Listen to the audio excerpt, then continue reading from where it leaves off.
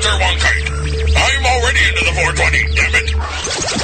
So what are you doing? Nothing. Nothing? Why not? Trying to get on this Lifestyle Radio website. Sounds like a cool website. Yeah, it's alright. Oh, wait, I might have it. You might have it. You're listening to Lifestyle Radio. The opinions expressed during this show are those of the individual participants and do not necessarily reflect the opinions of their associated organizations or Lifestyle Radio. You like music, you like weed, well, we gonna be good friends indeed. This is how much I like more than smoking trees. They'll make you dance the do-si-do and teach you how the chiba grows. Smoke a bowl on the 420 radio show. On Lifestyle Radio. We need to get Jim and the Royal Kush Band on to do that song right here. It might be hard for him to do it, actually. But anyways, this is the 420 radio show. We are live here somewhere in Ontario and Nova Scotia and Vancouver. Len, are you awake? No, BC. Oh, well, BC. Yes, somewhere in not BC. Vancouver. I think of BC as Vancouver. That So. Then he might still be on his phone call. Oh, he's talking to his wife. I'm back. I just got shit going on. Sorry. That's okay. So we just are. wondered if you were talking to us and forgot you were No. Okay. I wasn't lying. I was talking to my father-in-law. I was just razzing you. Yeah, no, but I really wasn't lying. So if you have shit going on, do you need some toilet paper? Yes. So today, Marcel has invited a gentleman named Mike from Mantis Nutrients. So we're going to have a chat with him, find out what they do. What? Buffered Nutrients. What? Buffered Nutrients. Oh, you got to put the buffered in there. Mantis Buffered Nutrients. That's the stuff right there. Yeah, Mantis Buffered Nutrients. I like the logo. Thanks. I like the logo. I like the nutrients. And, well, I have to try the nutrients. You'll have to send me some so I can try some. There you go. I want to know what makes it so special. Obviously, the buffered part, because it was very specific that it had to be in there. But I'd like to know what the buffered part is. I think it has to do with pH, right? Yeah. So everybody wants to know what the buffered part is. That's the secret. That's the secret part of the solution. It's kind of like the special spice for KFC, you know. But that's it's the buffer that makes Mantis so different than anything else really that's on the market. Yeah, I mean, I guess I can kind of just jump into it. Give her, you know. So yeah, I mean, Marcel, we can talk on Mantis because you're actually using it right now. But as you know, it is a single product from seed all the way through to harvest. It's the same ratio of food to water the entire life cycle. You said the same product, so that means you're not switching from one grow nutrient to like a veg to a flower nutrient? Yeah. Yeah. It's literally one product the whole way through. Wow. One bottle. Okay. Hang on. I'll go get a bottle. Sorry, that's amazing. That's amazing. Like I've heard of one part, right? But it's one part veg, one part flower. That's right. And then if you want to get good results, you got to add this, and this. Yeah. So one product from seed all the way through to harvest. When you mix it with your water, it sets your pH for you. So it'll actually sit between 5.5 and 6.2, and it'll stay there at all times. So that's the magic part about Mantis. Like even if your water's off? Yes. Really? So let's say you've got some hard water, your pH is like, let's say 8. You mix it up with Mantis, it's going to drop you in. You'll probably come in at about 5.8. And here's the thing. The buffer itself is inert, so the plant can't absorb it. Therefore, the plant always has access to our nutrient solution. It's like the plant's always at it in all-it-can-eat buffet. You know, it doesn't go through the feast and famine with That is with every single traditional nutrient program. That's just what it is. You mix it up, you're at the right pH, you feed your plants start taking on the nutrients. Once they start taking on those nutrients, it throws the pH off and they stop taking on the food. But that's sorry, go ahead. So how does that work for all types of growing, like whether you're growing in like deep water culture or soil? Because I know a lot of times, like in deep water culture, like when you put the nutrients in, it kind of degrades over like that week that you've got it sitting there. Does Mantis just kind of, like you were saying, just kind of give it the buffet at all times? It can pull for all week. Yeah. So it works in any substrate or so hydroponically, cocoa, ProMix HP is a great one. If you are using Mantis with a organic soil or something that's pre-charged, you just need to back off the amount that you feed it because it can be too hot. What happens, like let's say if you're working with like a Fox Farm soil that's pre-charged, as soon as you feed that soil that pH buffer, you allow the plant to access all the nutrients that are in the soil, and so the plant will take on too much. So yeah, if you're working with a soil that's already got nutrients in it, then we suggest that you feed once a week in veg, and then twice a week in flower. And so that basically what we're doing there is we're using Mantis more as a soil amendment, right? We're giving the plant access to anything it might be missing, and we're going to help with the pH and things like that. So circling back to Mary Jane, you were asking about like DWC, like how does it work in DWC or deep water culture? Yep. So people that don't know, this is like it's like a 20 liter or 5 gallon bucket that they put air stones. They're like bubblers, and then you mix it up with your nutrients in the water, and the roots grow into the bucket, into the pail. With other nutrient programs, you have to change that pail out every single week because the solution needs to change as the plant grows, as it progresses. The plant needs different nutrients. But with Mantis, you mix it up 5 milliliters per liter. You got to make sure that water is constantly moving. But anytime that the water depletes because the plant's been pulling the water and the nutrients out, you just top it up at the same ratio. So 5 mils per liter. And that's it. You don't have to drain to waste. You don't have to waste all those nutrients. We actually suggest that you do that just one time throughout the life cycle, like the life cycle of the plant. So right before you flip to flower, you got to drain it all out, make a new solution just to bring it back to its full integrity. But other than that, it literally couldn't be simpler. So one product from seed to harvest.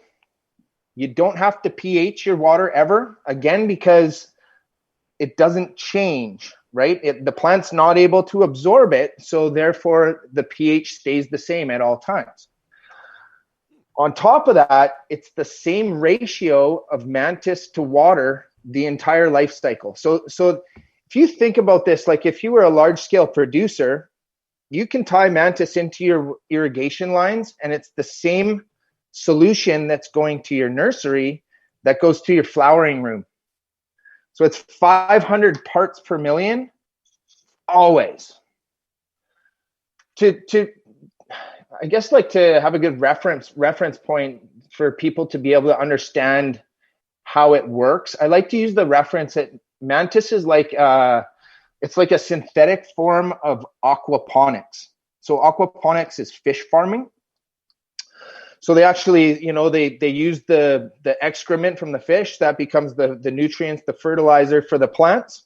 And at no time do they increase the amount of nutrients to water. It's just as the plant grows, it naturally takes on more water and more nutrients. So what we've done with Mantis is we've created a synthetic baseline that the plant can access the nutrients it needs when it needs it. And it's super clean and it's incredibly simple to use. Well, I know I need to get me some of that stuff already just from listening to that, because just one nutrient rather than all this other crap that I got on my friggin' shelf, plus the pH solution, plus the machine, like the meter, pH pen, you know, like, you and I had to learn how to use that damn thing. So let me ask you a question. So this is a synthetic product. It's not a natural product.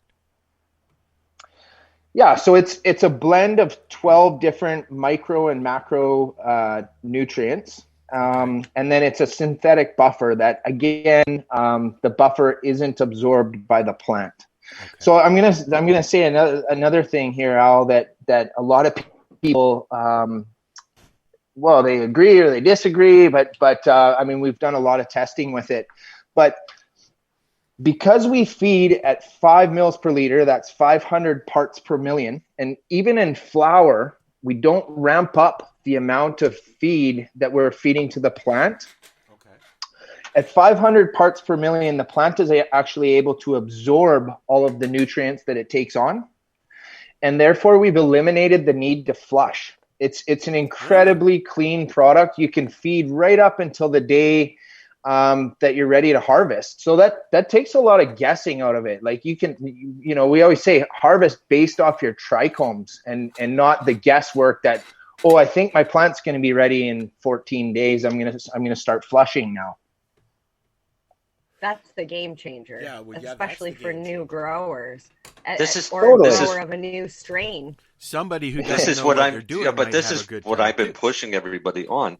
Is, to me, this is the perfect nutrient for any new grower. Okay, so and even old growers, like he's saying, licensed producers. Right? Yeah. Exactly. Like, why is everybody not using this product? Let me ask a question, because that might answer that, right?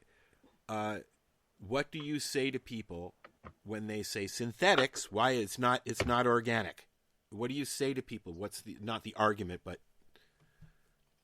yeah, well, in order for it to be organic, it needs to be derived from and or have living organisms in it. Yes. So that's just not our product. It's we're a salts blend. Yeah. That has a synthetic buffer, and so Mantis works really great with organic products. Like even I've got a lot of clients that they grow with living soil, but they'll actually use Mantis as a slight little like just to top it up a little bit. Once again, they'll just do like a once a week feed to make sure that if the plant's missing anything, it can then access it through Mantis. I like to so back to like, yes, this is perfect for people that are brand new with growing. This is perfect for large scale producers that want to standardize their operation. But let's face it, life's fucking busy, right? Like who's got time to spend 45 minutes mixing up your nutrients, especially if I'm just feeding 4 plants in my tent at home. Like I don't want to do that every day. Yeah. But Marcel, you and I were chatting before this started, and you're saying that you're not at home all the time, but you've got plants that you're growing at home. And I was like, oh, so your significant other is growing them, and you trust her, trust her to do that. And it's like, well, yeah, with Mantis, it's 5 mils per liter. Like, it's simple. There's not 8 different bottles that she's got to read a feed chart to mix them up specifically and stir for the amount of time saying. To me, it's a simple way to do it. How many things do you use, Mary Jane? For nutrients? Like how many products do you use to grow a plant? Okay, so like Mike was saying earlier, if you were to use just like a regular I use Canna. How many things you have to pay for? Yeah, there's the veg bottle, and luckily it's a 1 part but veg. Then you got to buy the 1 part bloom, and then when it's in bloom, you also got to give it a bunch of other things too to help boost the production. You look great, but I will tell you this. I forgot to tell you that. Thank you. I travel sometimes, or used to travel for work, and had to ask a friend to come over and tend to my garden while I was gone. And you want to talk about the issues. One person I had come over, I came home and there was this much water in the bottom of the tent. Too much watering. Like, and if I had Mantis, I would have been able to have my deep water culture bucket running the whole time. Don't have to worry about it. See, like you just set up a system and you put it into it. Is that what you do? If you had the Mantis, you would be able to put it in the Mike. deep, in the bucket, right? Yeah. So using Mantis, it's very easy to you can like fully automate your grow. So systems like deep water culture, you can do RDWC, that it actually recycles it through, and all of the buckets share the same water. Another great system, you get like you've got your reservoir. Make sure that throw like a circulating pump in there and an air stone, and it'll constantly circulate it. But then kick that into autopots, right? And so autopots, the plants bottom feed, and they just feed themselves. So like literally, Marcel, you could fill up that res, and you could go to work for the entire week, and your plants would they'd be completely fine. Oh, really? They would love it. Actually, what I do is I do have autopots, but I learned a long time ago not to feed into my autopot. My plants actually like it better that my autopots are just for water. So they have a constant supply of water through that regulated system of the autopot, and I top feed. Yep, sure. So with this, I top fed every 3 days for veg and every 2 days for flower. And I'm super happy with it because it was simple. It's simple to mix up. It's simple to do. Just doing the top feeding. Yeah. So people are like, well, if you were to sum it up, like what's the elevator, what's the Coles Notes of Mantis? But really, it's like Mantis is the smartphone of cannabis nutrients, right? Like the smartphone before the smartphone is the pager, the speaker, all the different parts, the GPS and all of those things. But Mantis really just pulls all those different parts. So like let's face it, with traditional nutrients, your best case scenario, you're like a 3 or 4 part. But a lot of people go all the way up to 10 to 12 different parts, and then you're pHing and all of that. Like, it's crazy. I have to a Psycho grow kit is 12 parts. I have from grow to finish, or from flower or seed to finish. So that's 12 different bottles that through that cycle that you have to mix up. And I got diabetes, and I can't even remember to take my fucking medication every day, for fuck's sake. So this sounds like something that's like flawless for me. Oh, great. This almost sounds like the idiot-proof way of growing. If there was the easiest possible way to feed your plants, this is it. Right. Well, so I'm going to give you the backstory on how it was created and why it was created. So, so Mantis, we developed Mantis and we manufacture it at CanGenX Biotech. So we also do. We operate under a Health Canada nursery license and also an analytical testing license. We've actually been licensed since 2015 to do, we call it cannabis tissue culture. But even back then, at any given time, we'd be working with like 50 to 100 different strains, and all at different stages throughout the life cycle. And so as we were working to get those plants into tissue culture, and so because all those plants, they have different needs because they're one's a sativa, one's an indica, plus this one's a month old, this one's 3 months old. It literally took all day to keep the plants alive, and so it was just like, it was a freaking nightmare that, mixing up nutrients for all the different plants, it just didn't work for our system. And so Jeff, is this Jeff? Are you Penticton? Yeah. Jeff's from Curro. Yeah, totally. I was saying that to Marcel. Yeah, he's from Amherst originally. Jeff White. Yeah. This is, oh my God! I've heard about his nutrients coming out. I didn't realize this was exactly who this is. Okay, awesome. Yeah, man, cool, eh? Yeah, I do know Jeff personally, but through Drew, his friend. That's right. Yeah, Drew Douglas. Yeah. When I was about to ask you, I was actually Googling you. Well, Drew was the one that hooked me up with Mike and to try this stuff out. And like I say, I'm impressed. I'm pushing it on a lot of other people. Well, Drew works with us. He's a friend of ours, and I don't give him a lot of credit, anyone. But you said Jeff got his shit going on, and yeah, Jeff got his shit going on. This is just very ironic. So. Can I just add something first, just to go back a little bit? We were talking about synthetics, and Al said people are like, "Oh, it's synthetic." Yeah, a lot of medical growers. If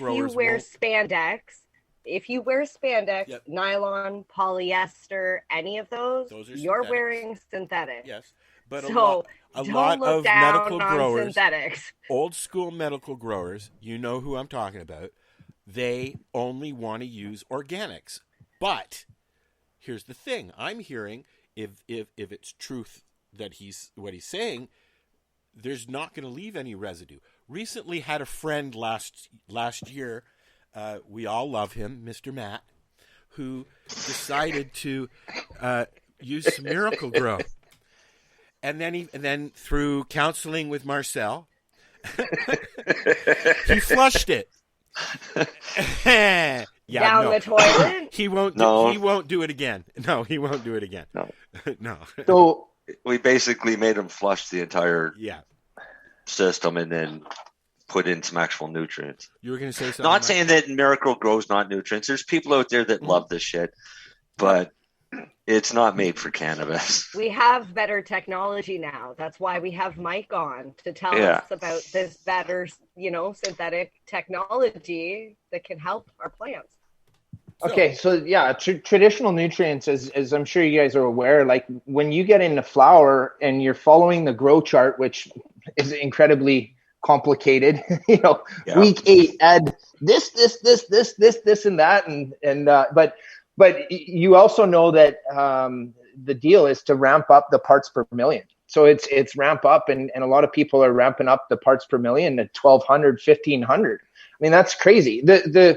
The reality is with traditional methods of balancing the pH, you only have a window of time that the plant is actually taking on the nutrients that you're feeding it. And that's why they ramp up the parts per million, because they're trying to get as many nutrients into the plant while they can. But again, with having the synthetic buffer that keeps the water and therefore the substrate at the optimal uptake range, that it allows the plant to take on all of those nutrients. Now, another question, like a lot of times people will say, well, you need to have a veg because the plant needs more nitrogen in veg and the plant needs more phosphorus in flower. Okay, so how do you get around that? Another thing is when you put a lot of phosphorus and calcium together, the ions tend to want to bind together.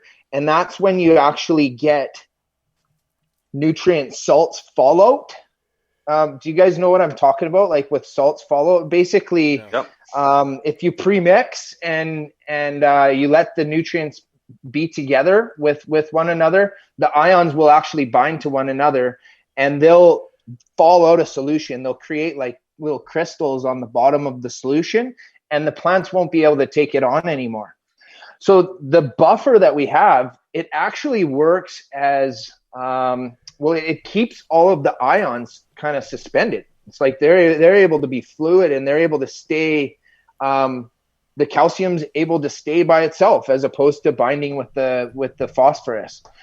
So that's another huge benefit that comes with it, and one of the main reasons why we're able to take it all the way through. We had to lower the amount of nitrogen a little bit from the total solution, just because it's a challenge to be able to pack everything in and to be able to find the right ratio so that the plant does get what it needs in veg and in flower. But what I like to say, it's kind of like Mantis it's like giving, you say you go to the gym, Okay. And you take like good vitamins and you eat really well and you get bigger, but you're not necessarily like as big as you would be on steroids, but you're stronger and it lasts a lot longer. And so other means it's like we're kind of giving them these boosters that will buff them up, but not necessarily do you always get a better end result. And ultimately the results are in the trichomes and the terpenes and that's where the plant's at. And obviously the yield as well. But back to generally strain dependent though, right? Pardon? Yeah, sure. I mean, it's strain dependent, like, it is. Well, some strains will feed more heavier than other strains will. Some strains need less water than others. When you're growing cannabis, it's going to be hit or miss anyways. So you're basically always practicing. With this, if you found that your plant was using all of the nutrients rather quickly, then don't increase the amount of nutrients into the water. Increase the frequency of feeding. Right. Do you know what I mean? So always keep your 5 mils per liter, but then if it'll take feeding every day, feed every day. Totally. So the beautiful, like, people are like, well, certain strains have different needs as well. So and that's true. Girl Scout cookies is, we call that it's a hungry strain. Like it pulls on more calcium and magnesium than a lot of other strains.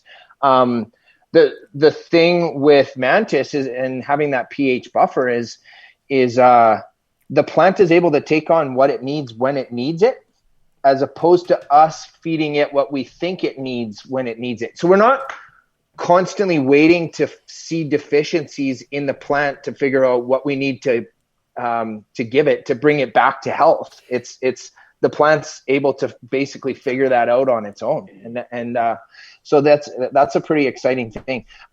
Another thing I wanted to mention is a lot of people struggle with growing autoflowers using traditional nutrient programs because you can't follow the grow chart, because the plants, the plant matures on its own time. So it's not like a photo period plant where you're like, okay, I'm going to feed it this on week 4 of veg. It's week 4. I mean, it's probably already flowering. So it's like, oh my God, where am I at? What should I be feeding it? But when you feed autoflowers Mantis, again, they can take on what they need when they need it. And so I've actually, we've got a lot of clients that they've gone to perpetual harvest autoflower grows where they just space it out by 2 weeks at a time. So I've got this guy, he usually grows about 24 plants, but he'll do 6 and then 6 and 6 and 6. And obviously it's all on the same light cycle. And he's got it tied into a fully automated, the plants feed themselves. It really couldn't get any easier. And then you're not pulling your entire crop off at once. It's just like, harvest 6 plants. 2 weeks later, harvest 6 plants. It's like just the steady stream and super easy. Wow. I'd like to try some, dude. Yeah, for sure. Because let me tell you why. I need to know where around me I can buy some of that. Yeah, well, it sounds like literally for somebody who's never done it before, and I got ADHD up the wazoo. Like I said, I can't even remember to take my meds most of the time. So it sounds like, I don't have a green thumb. I can go out there and set it up so that it kind of does it on its own, eh? I had a guy.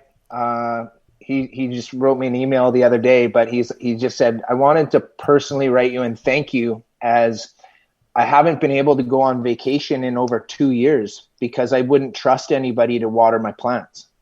But he's like, your product literally changed my life. Dummy.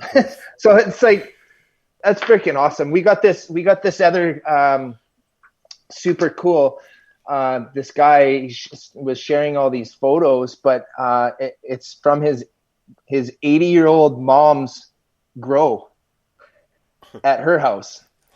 She doesn't smoke it. She just finds it really, medicating to grow these plants. And then his name's Salco, but he's actually in a wheelchair. And so again, for him, like, instead of having 10 different parts and he's constantly mixing and everything like that, it's like, again, just the simplicity ultimately changed his life when it came to feeding his plants. Darcy, have you tried it yet? No, I haven't. Okay. It's like the nutrients that I'm using now, the Floramax stuff out. Okay. But Floramax still isn't a one part. No, the stuff that we got isn't the one part. They do have a one part. That's what we couldn't get. Huh. Yeah. So there are one parts, right? Like Green Planet's got the Medi one, but most of them, the one part is the baseline, but then they're like, if for optimal results, you want to add this, and this. Again, the biggest thing that differentiates Mantis from anything else that's out there is the buffered, like, what am I looking at here? But yeah, the fact that it's buffered, like, it's, the buffer is, that's the game changer, right? That's where, that's where the results come in. You know, we've done head-to-heads against every major nutrient program out there. We've gone up against the 12 part, and we're seeing as good, if not better, results. And, you know, I'm not trying to toot my own horn. It's just an incredible product. I like to call it like a game changer, you know? Well, I think people don't realize just how important pHing your water truly is. It will cause deficiencies. If you don't do it, it will prevent the uptake of nutrients in your plant. And it's probably the biggest mistake that new growers do. And I was going to ask Darcy about that today when he was talking about his grow stuff, actually, because I'm kind of worried about that. I mean, I don't know how long it's been since this property's been farmed, but when they came in and put in hydro and left a big pile of dirt there, you can smell the old poop in it. Like, you can smell the manure in it still. So, well, you can get a soil test done, and you should get a water test done of that pond. I'm going to get one this week, actually. I'm getting the pond done. And can I take it to the same place? No. Probably. Really? But that entire grow that I just did with Mantis, I never checked the pH once. Huh. Hey, Marcel, what did you grow? Like, was it soil or cocoa, or like what? How did you grow it? I grew it in autopots, bottom feed water, top feed nutrients in ProMix. Yeah. Yeah. And ProMix HP? No, ProMix general purpose. Okay. They were probably out of the HP. Is that the BS word? But and they're probably out of it right now because my backyard is full of bales that I got to start filling up my pots for outdoors. So yeah, I'm a big ProMix fan. So I've been growing in ProMix for years. I've tried other ones. I've tried Living Soil, but I like ProMix. My outdoor, I'll amend with a bit of Gaia Green. Yeah. Into my ProMix. And then I at least have a half decent organic base in there as well. But it's a nice slow release. Yeah. Well, what I'm telling you, Marcel, for the outdoor, like, so that's a great plan. You know, you got your ProMix, and then mix in some Gaia Green, some organic amendments there. And then, it's got the nice slow release, but we suggest that you actually feed once a week with Mantis in veg, and then twice a week in flower. And so doing that, you're using that's not going to hurt my feelings. I've got plenty left. Yeah, well, that's great. I mean, that way, like, because if you're feeding your monstrous outdoor pots every single day, and you're in a neutral substrate or something that's got no nutrients in it at all, it will add up. Like the amount of nutrients that you would need to go through to get through a full cycle outdoor. I mean, your plants will be beautiful, but it's going to be quite pricey. Yeah. Can I ask a question? Yeah, of course. I happen to be sitting here staring at a rabbit eating my grass, and it just came to me. What about animals? They sometimes interact with the plants. They get a little in them. Is it going to harm any animals or anything? No, not at all. Okay. We don't want the animal to eat the soil. Well, I don't want it either. No, but they will eat the plant. I mean, yeah. So that's actually that leads into a really good point. Mantis, like for your garden, your actual garden, give it a shot once a week or once every 2 weeks, and you're gonna have the nicest lettuce, or tomato plants. Like it's just beautiful. Actually, so we've got a client for other things, not just pot. Absolutely, yeah. Flowers absolutely. As well. What, Marcel? I've been doing that for years. Flowers too. So when I mix up nutrients for my garden, then I mix up enough nutrients that feeds my garden, and then I feed all my tomatoes, peppers, everything. Now, if you were using the 12th step, would you be doing the same thing? Yeah, okay. Yeah. Well, you see, like I said, I'm a newbie. Oh, here, man, I've had crops of tomatoes grown with Psycho and Remo and everything else. Okay. Yeah. It's nutrients. Yeah. Heck it's food. That's what it is.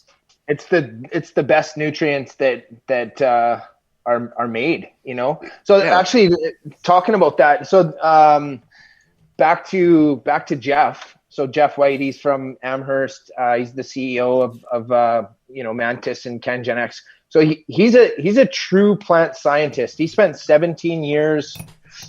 He's an agronomist, a biochemist, chemist, a virologist. Anyways, all the big words. And so I was telling the story of how it was driving us nuts. It was taking us all day to keep the plants alive with traditional nutrient programs. And so he went to work on designing an all-in-one. And what he did was he came at it from a different angle.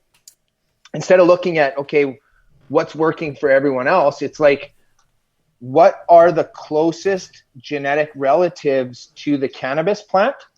And they are hops. Everyone probably knows that one. Mm-hmm. The next one is actually vinifera grapes, like wine grapes, or just grapes in general. And then this one always, this one interested me, but it's actually castor beans. So hops, grapes, and beans. There's been a ton of true research as to what those agricultural crops truly need for nutrients.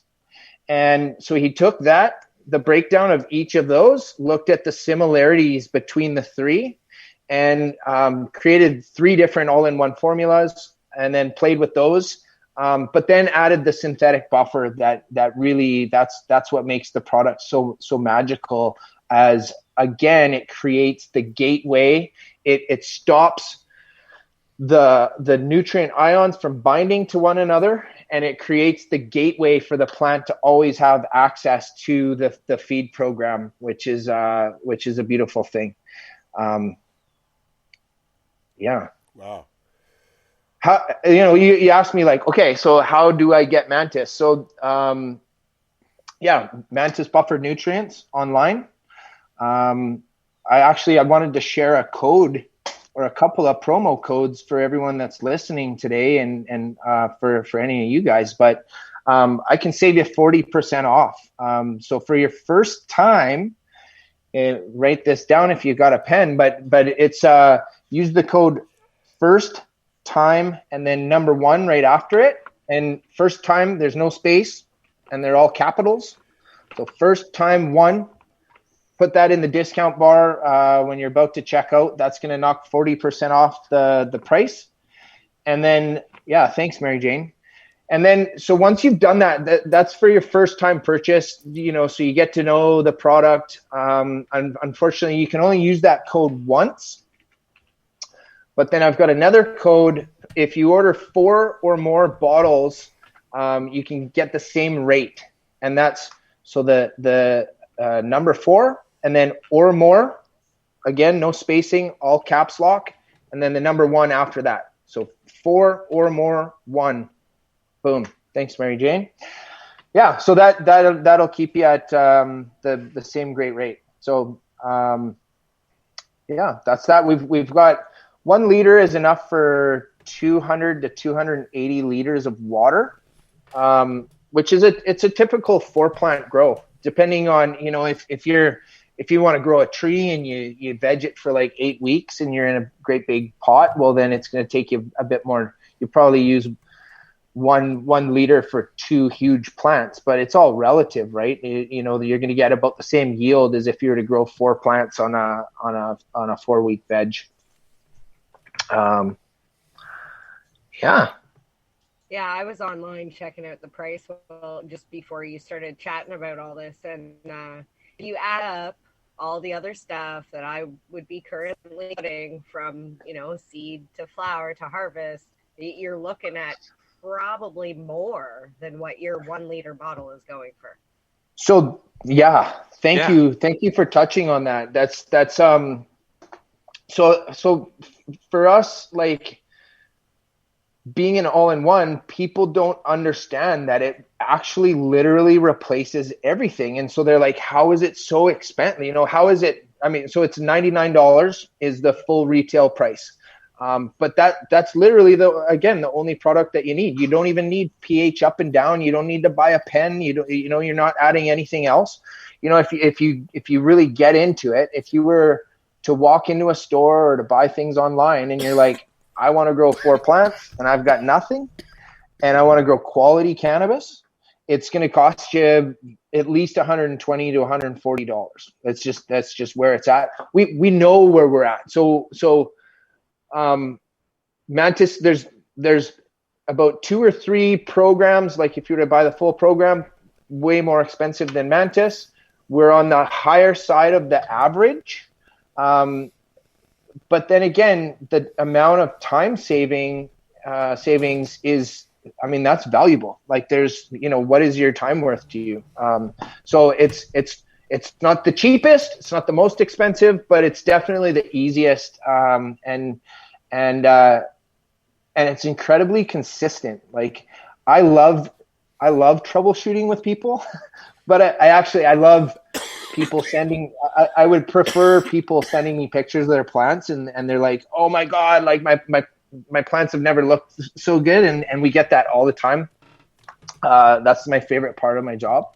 But there is troubleshooting because, as you know, they're like growing, there's so many different things that can come into play. Like the environment, is it pests? Did you overwater? Did you underwater? Is it too hot? Like, and for a lot of people, when they switch to Mantis, they can't help themselves from adding other things because they're so used to it. Well, I'm just going to give it this booster and things like that. And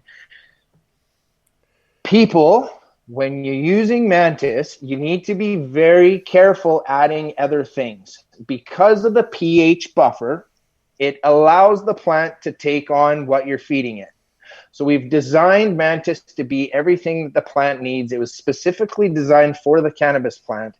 But so if you add other things, there's a chance you're going to burn your plant. So if you can't help yourself, you want to try adding something else, some terpinator or whatever it is, start at like quarter strength, max half strength, and just see what happens. And I always suggest for your first go, don't add anything. Like it's just let it see the results that you can get from the one product. Like why spend more money on other additives if you can get an incredible result with just the one product and keep it super simple? Or if you're going to add other things, do it to half your plants so you can actually see if there's a difference. If it's like, well, I need to add this because I'm going to get a better result. Well, if you do it to all your plants, how are you to know? Right?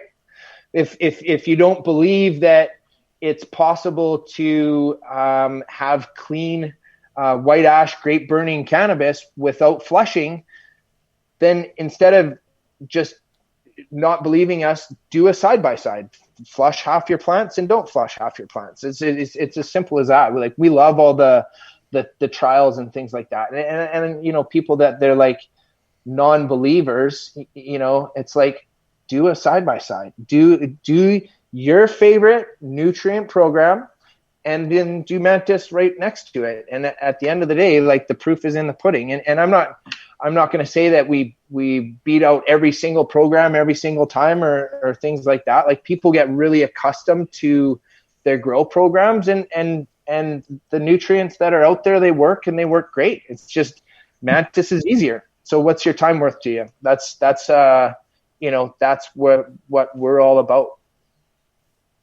Yeah, see, I personally like the fact that, like, if I were to walk into a hydroponic store as a new grower and say, you know, I need everything I need to grow 4 plants, it would be awesome if instead of pulling out, you know, veg, flour, you know, your boost and all this other stuff, and like having 6 or 7 bottles on the counter that add up to, like you're saying, $100 and something.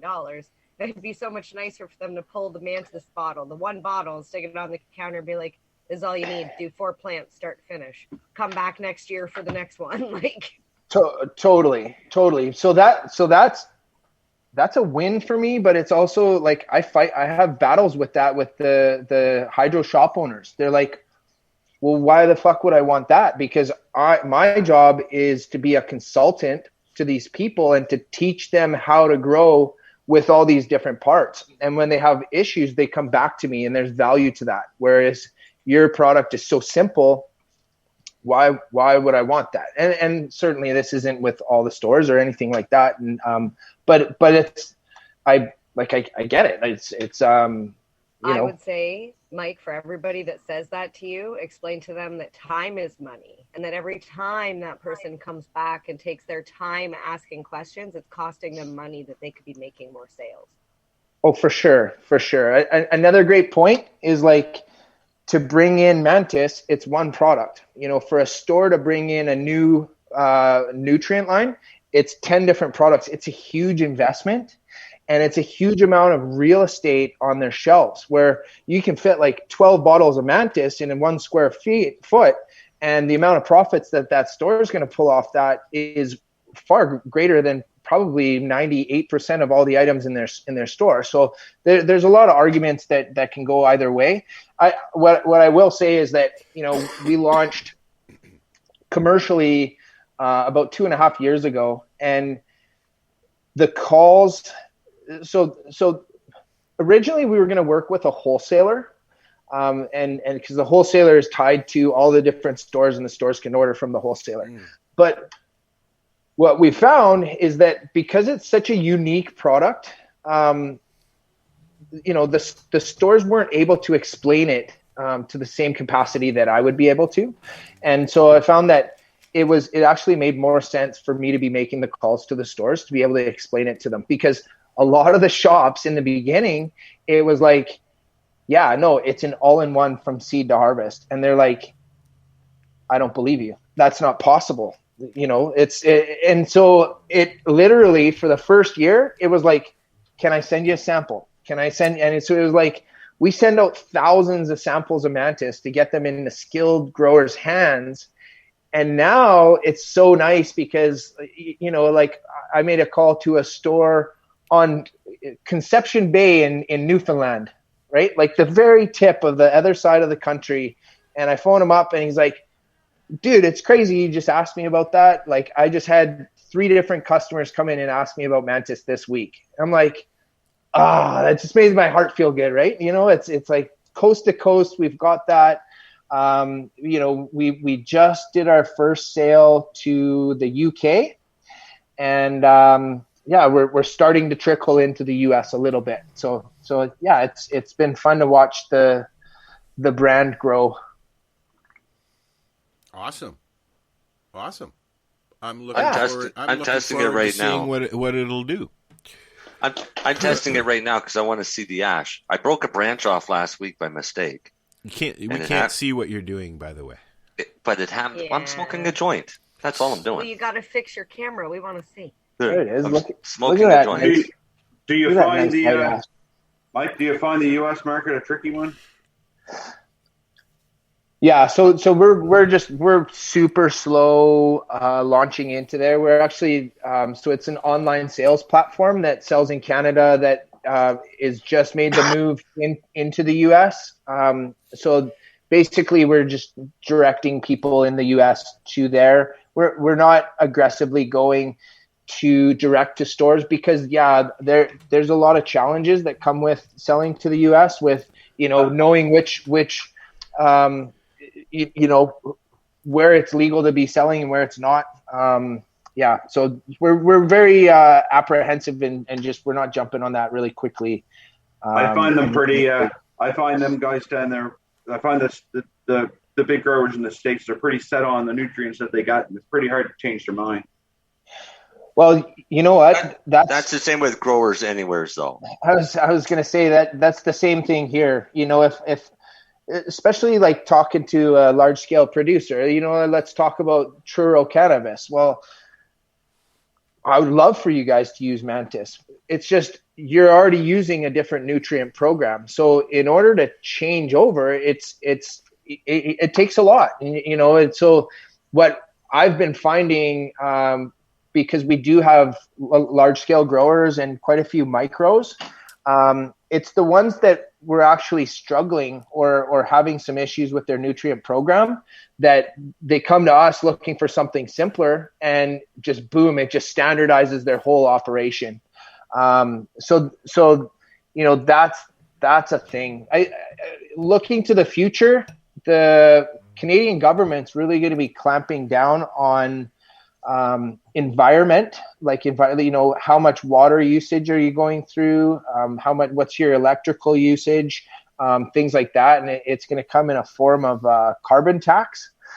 The amount of water that you can save by switching to Mantis is really considerable. It's going to be a thing that in the future, I know for a fact that a lot of the big companies will be looking desperately to find solutions to make their facilities, better for the environment, just to run more efficiently. And Mantis can definitely aid in that. But what about Mantis and RO water? Yeah, because so that's as a licensed producer, we would use a lot of RO water. What is RO water? Reverse osmosis. Okay. Yeah. So as a license, so first off, RO, basically you're wasting 50% of your water. It goes through, it strips out all of the chemicals. It also strips out all of the minerals from the water, and then it wastes an exorbitant amount of water. There are different methods of water purification now that use like electrolysis or UV lighting and things like that you can actually not waste the same amount of water that you would with RO. I'm glad that you brought up RO, because Mantis, actually, that's like the one thing. It's kind of like the kryptonite to Mantis. So what I mean by that is when you run water through the membranes, the filters of the RO machine, you strip the water of everything. So typical tap water sits around, let's say 120 parts per million to 250 parts per million. And there's all kinds of stuff in there. There's fluoride and, there's chlorine. There's chlorine. And then obviously there's natural, there's calcium, magnesium, there's iron in the water. Mercury, depending on where you live. Sure. Arsenic. Totally. Yeah. Cocaine. But so what happens when you strip all of the minerals out of water, it actually messes with the polarity of the water, meaning that the ions that were in the water that used to be stable from the minerals that are in the water become really, they're all over the place.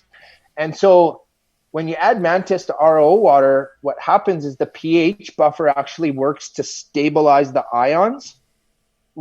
And therefore, the pH buffer doesn't work as effectively in holding the pH as between that 5.5 to 6.2 range.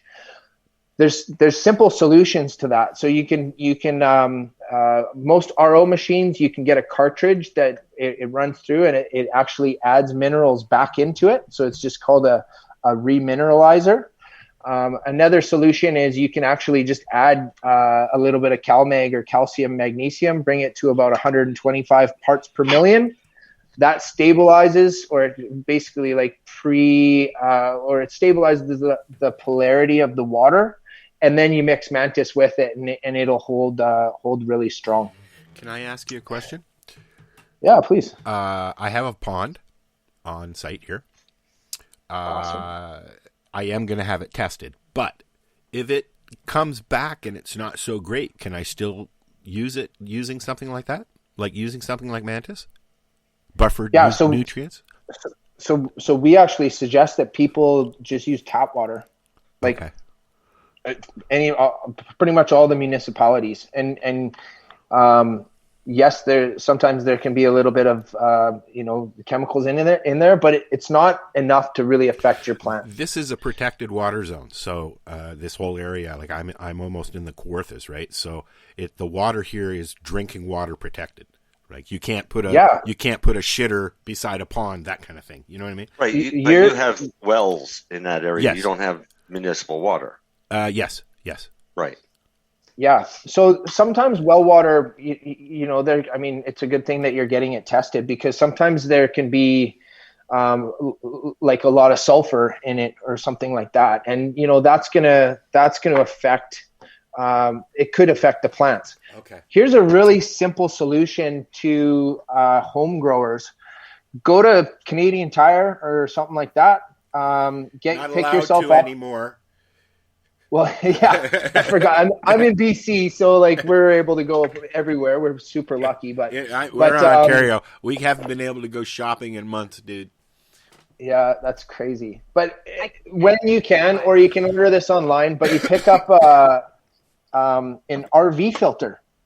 Okay, so when you're in your trailer right now. Yeah. So you're tied into like tap, garden hose water. Yeah.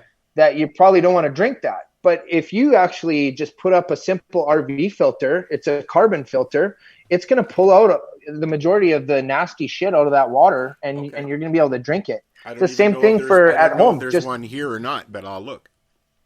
Yeah. And so that's a great thing to have in your trailer. But, for the home grower, that's like, I want to take a lot of the junk out of my tap water to feed my plants. That's a simple and cheap solution as opposed to having to invest in buying like a full-blown RO machine. Yeah, it's just a few different things that you tie in together, right? A few different filters, right? Was there ever a house there? Here? Al? No. Yeah. No. This was severed in 1963. I don't know how long it's been since it's been farmed, though. But so it doesn't have a well. No, but there's, I got a 20-foot pond, and there's a lot of groundwater, so I'm not going to have a problem finding water here. Are you going to do a driven point well? I'm going to try a shallow point, yeah. See what happens there, if I'm allowed. Yeah. Right. There are rules, I'm finding it. But get your pond water tested. Oh, yeah. I'm going to do that this week, yep. Your bacterial level straight away will be high in that anyways, because if you have ducks and stuff. Sure. I don't have any. The only birds that are in there are the birds that are eating the seeds off of the tops of the old growth of the, I'm trying to come up with the words. Cattails? Yeah, thank you. So then you got like pond thrushes. Yes. Yeah. Yes. Cool. So I assume that's a good thing. Well, it's not bad. It's not like ducks and geese. No, there are a lot of frogs about, so they probably. I was going to say, guys, if there was a lot of ducks and geese around, there'd be a lot of shit in there. Don't go near the water because there's a good chance you catch beaver fever. Okay, well, that's why I'm having it tested. Well, yeah, because when you get it tested, they'll also test it for E. coli. Okay. So if it comes back with stuff like that, I should not use that. I'll use rainwater instead. I wouldn't. Yeah, don't use water with E. coli, arsenic, things like that, because your plant will uptake all of that. Okay. Good to know. Truth. Good Truth. Know. So are we Did ready? you know what? Oh, no. Go. I was just going to ask if we were ready for a break. Sure, but very quick. Did you know that if they took hemp and planted it in Chernobyl for like 6-7 years, it would clean up all the radioactivity? I actually watched a documentary about Chernobyl, and they mentioned that. Yeah. Okay, so Elon Musk actually asked if anybody had a solution to what had happened over, was it Fukushima? Yes. Yeah. So I wrote on Twitter, I was like, give me the money. Just go and plant a bunch of hemp and cannabis over there. You're welcome. Pay me. But he never wrote back. Yeah. It's a good try, though. You almost had it. Well, it's the right answer. Oh, for sure. It is. Yeah. Just go plant weed everywhere. So Absolutely. let's take a quick little break, folks. I got we're really big fans of Pink Floyd around here, Mike, and so, but I also like Mike Love, okay, who's an indie artist who's actually very popular. He does a lot of reggae. You'll hear what I'm talking about. So this is a song from Mike Love and Tavana, I think. One of our regular listeners, PJ, posted this morning, and it's Comfortably Numb, a Pink Floyd cover. So it's a 7-minute song. Go pee, whatever. Go check your plants. We'll be back. This is the 420 radio show. We'll be right back. Oh, wait. I almost pushed the wrong button. Looking for rock, punk, metal, and alternative rock? Check out the Coverage Radio Show on 420radio.ca every other Tuesday at 8 p.m. Eastern Time. New and retro music, major label and independent music. Only on the Coverage Radio Show.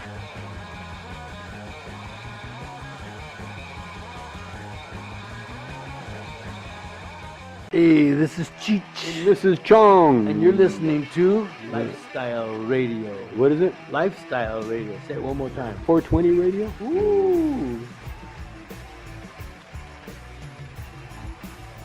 Please hang up and try again.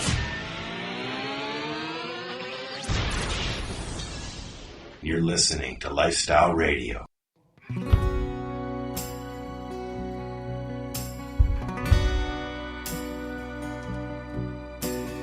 Hello, is there anybody in there?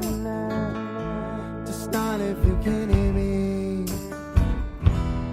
Oh, is there anyone home?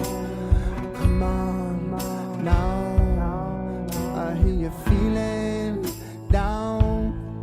Oh, well, I can ease your pain, get you on your feet again. Relax, I need some information first. Oh, just the basic facts. Can you show me where it hurts? There is no pain, you are receding. A distant ship, smoke on the horizon.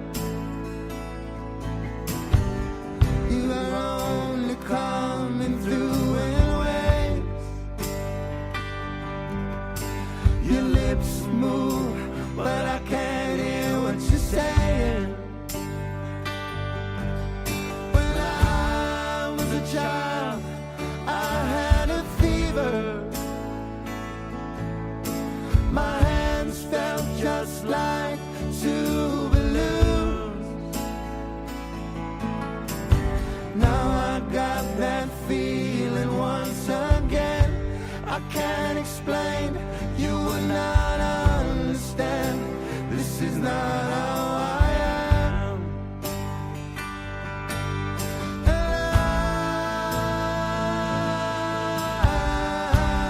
I have become comfortably numb.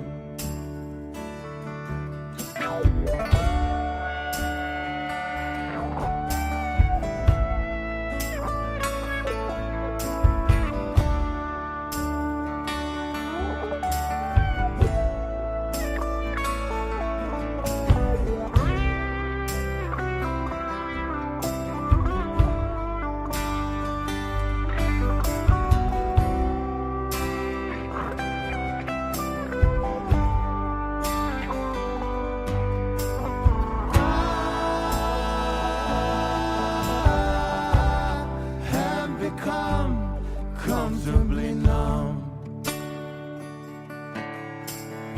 Okay, just a little pinprick. There'll be no more. But you may feel a little sad. Come on now, I think it's working good. That'll keep you going through the show. Come on, it's time to go. There is no pain, you are receding. A distant ship, smoke on the horizon. You are only coming through in waves. Your lips move, but I can't hear what you're saying. When I was a child, I had a fleeting glimpse out of the corner of my eye. I turned to look, but it was gone. How can I put my finger on it now? The child is grown, the dream is gone. And I have become comfortably numb.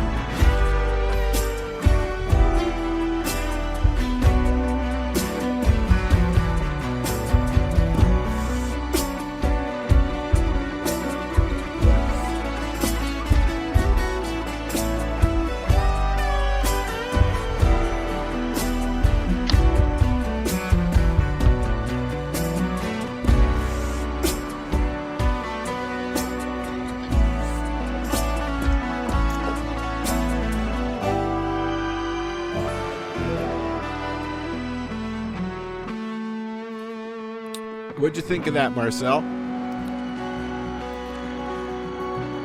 I think perfect fucking timing. Because that song was excellent. They did a really good job. They did. And let's see how long it takes Facebook to pop that one, because it's a cover, not an original. They won't flag it. I smoked that joint, and that song came on.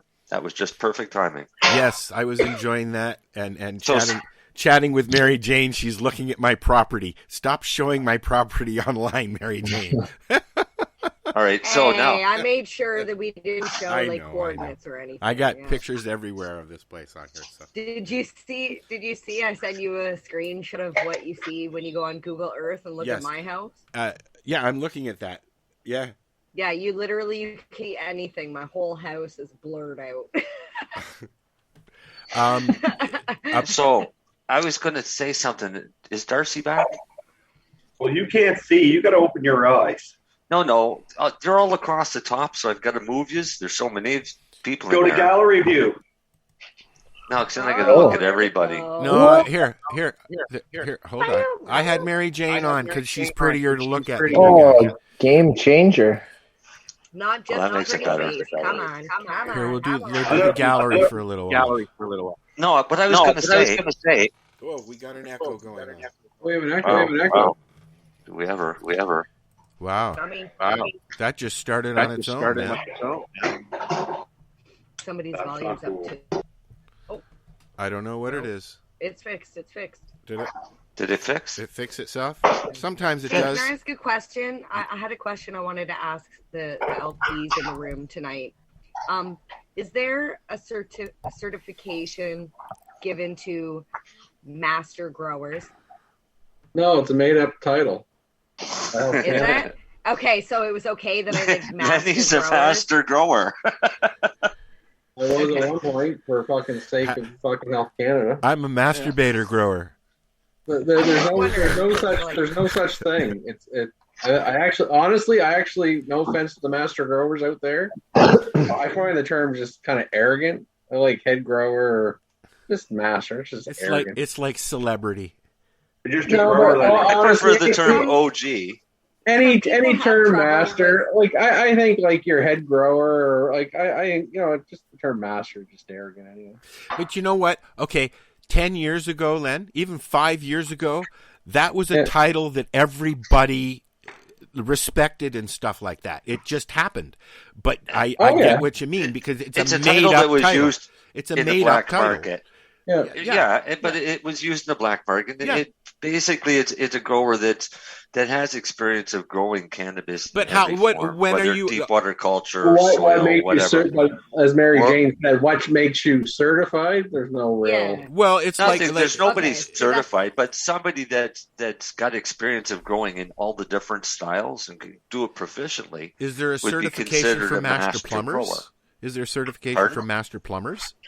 Oh, I'm sure there is. Or is that just a made-up title? You got to remember, I'm the cannabis industry was all black market. There's no way you could have anybody certified. Yeah, there's no. Now they may go the term master grower is in LPs, like it's in the legal side. So I now it is. Retail. Now it is, but it's been in the black market for years. So at Truro or another LP, what makes that person that gets that legal tag of master grower? Whoever you trust to run your grow. So they don't have any paperwork that said I studied for 12 years at university or anything? Well, where are they going to get it? The question I was asking is because there is special certification that there are programs now, manager would need to have in order to operate at a licensed at a store. And they're only allowed to work at that one store and have that license at that one store. But a master grower apparently just has to be knowledgeable in all the forms of like Marcel was saying, deep water culture, soil, all that other stuff. Just enough to say, like, I know my stuff. More or less. But they also have to be in a position of trust because they're now responsible for the entire grow of that facility.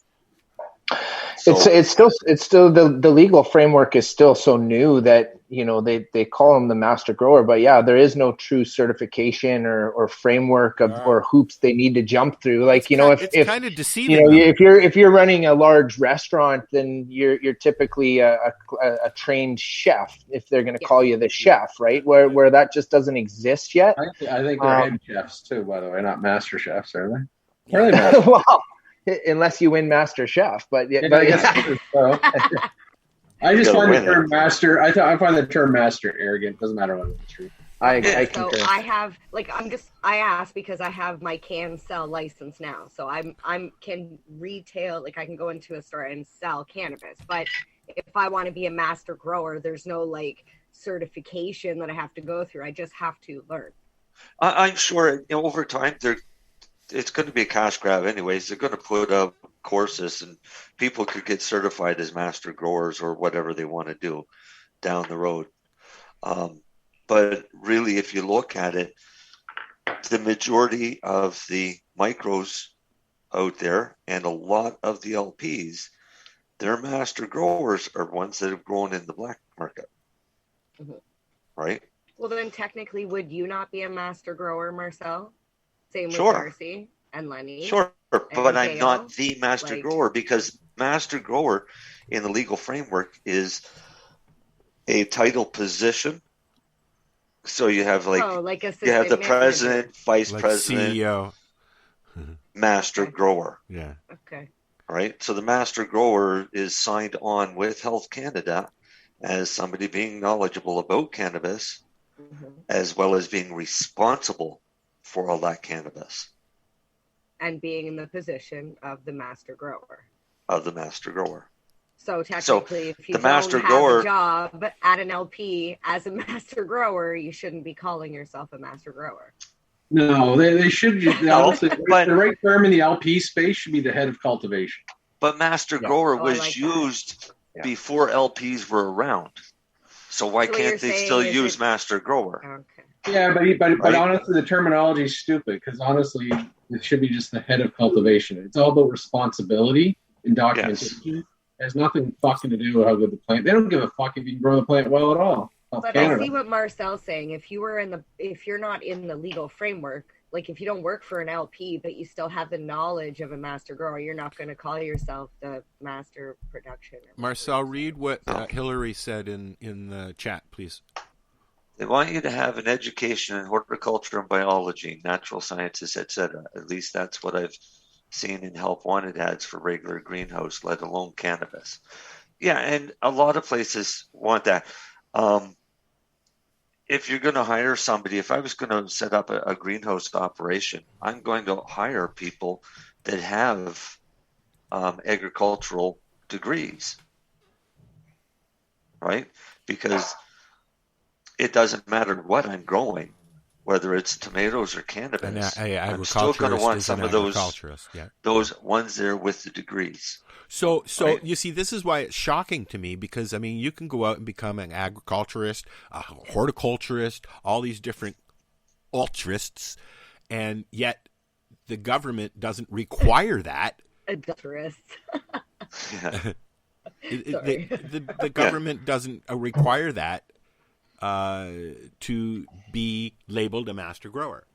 But yet, and the reason I said the plumber thing is because if you were going to become a master plumber, which is an actual title, you have to be certified. You have to go through school. You have to do an apprenticeship, all that shit, just like a master mechanic, you know.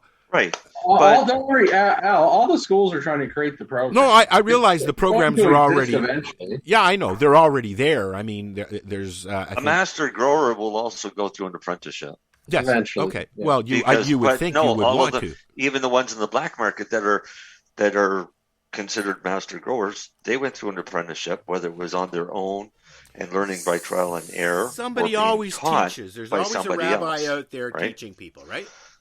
But this is still such a new industry that we don't have degrees for cannabis horticulture, right? Well, there should or be. Specifically growing cannabis. And growing trees is not the same as growing cannabis. Growing lettuce is not the same as growing cannabis.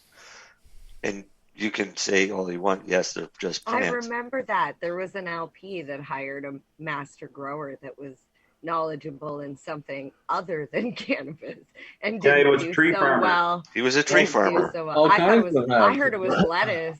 No, they hired. I'm sorry.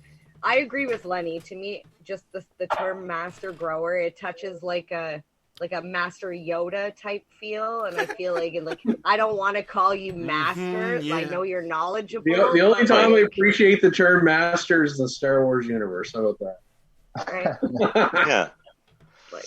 No, I'm I just think so with- used to with- hearing the term that it doesn't bother me the same way. I'm also used to hearing the term of OG growers and things like that.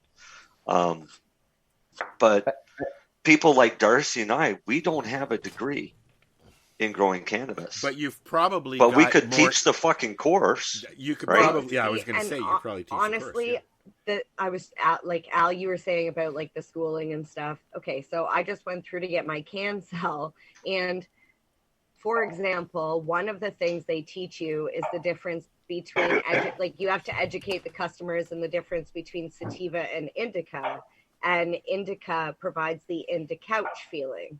And I'm sitting here watching this going, no, that's wrong. Don't teach people that. So even though the education is there, it's who's putting out the education. So Marcel, if there is no master grow course yet, what are you waiting for? Somebody to want to put that on. You should help build it. You know how much money would be behind that? And at least then we'd get decent information. So quickly, what's the Coach Lock strain? Purple Kush. What do you mean? Oh, Pink Kush right Well, now anyway. Because you were saying I about would indica, say it's Coach. more a CB. I would say it's more the CB. Is it the CBG or the CBN? Because it's cannabinoid that's responsible CBN, for it, not a strain. Old pot. Yeah, CBN. old pot. Hey, Yeah. Dars. Put it in the windowsill and let it. Yo. You got something you want to talk about today? Well, I can. I didn't have anything specifically planned because you were going to ask questions. Well, you got to play the tune though. I got to play the Darcy tune. always says that. I want to play the tune. I Okay, can here say we go. something. You ready? Here we go. The tune. This is how we grow the weed.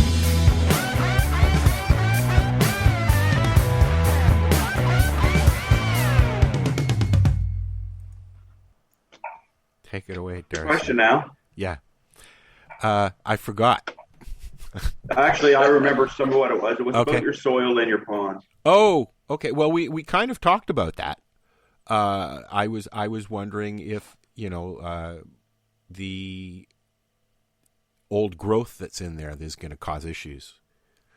It all depends. I mean, if you're planting them right in the ground, then make sure your stuff's No. around them. No, I'm not. But no. good.